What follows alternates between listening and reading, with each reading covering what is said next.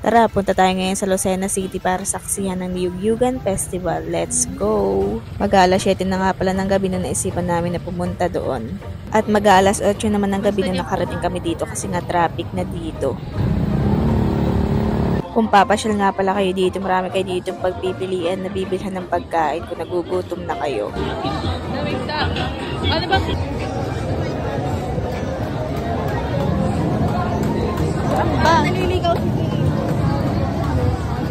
At welcome sa Niyugyugan Festival 2025. Nandito nga lang pala yan sa Lucena City. Tara, tingnan naman natin ang mga makukulay at magagandang mga booth ng bawat bayan dito sa Quezon Province. Ang kasama ko nga pala dito itong aking pinsan saka yung aking isang kuya.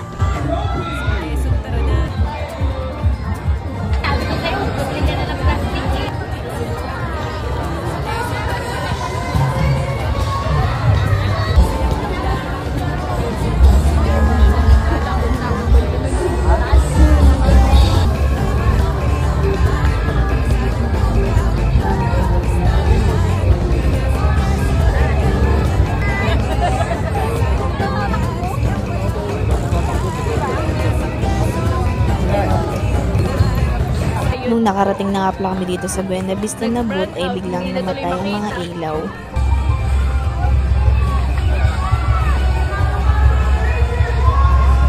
Matagal nga pala ulit bago na ibalik yung mga ilaw kaya tara na mag-uli na ulit tayo.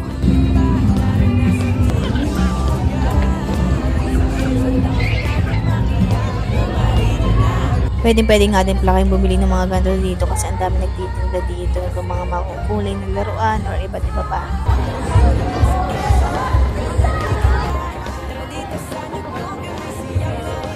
Alright, maraming salamat po. Pero syempre, makakalalang po na sa inyo para po sa atin. Saan po kayo dito sa Quezon Province? Pa-comment naman. Festival 2025. Pinagkaloob ng December the British Scholarship Award in 1990 and 1996. This is a certificate in product planning and design and Staples Institute. Ladies and gentlemen.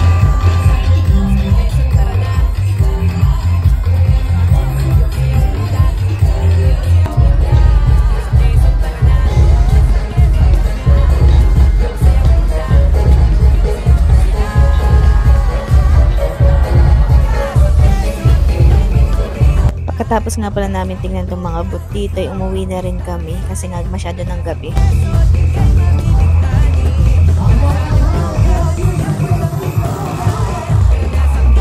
At ito nga pala ang booth ng aking bayan, ang Tayabas. Ayan o.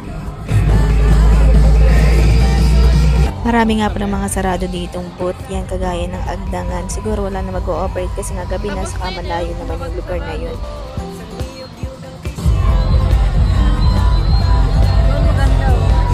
Naglibot lang talaga kami dito sa buong Quezon. I mean, yung mga booth na yan. Tapos umuwi na rin kami. Kaya pasyal na rin kayo dito habang nandito pa yung mga booth ng iba't ibang bayan sa Quezon Province.